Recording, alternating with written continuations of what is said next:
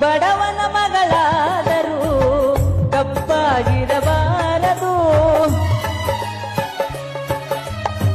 ಬಡವನ ಮಗಳಾದರೂ ಕಪ್ಪಾಗಿರಬಾರದು. ಹೆಣ್ಣು ಹರದ ತಾಯಿಗೆ ಎಂದು ಬೈಯಬಾರದು. ಹಣದಾಸೆ ಗುಣದವನ, ಹಣದಾಸೆ ಗುಣದವನ ಹೆಂಡತಿಯಾಗಬಾರದು. ಬಡತನದ ಮನಿಯೊಳಗ ಹೆಣ್ಣು ಹುಟ್ಟಬಾರದು. ಬಡತನದ ಮನಿಯೊಳಗ ಹೆಣ್ಣು ಹುಟ್ಟಬಾರದು.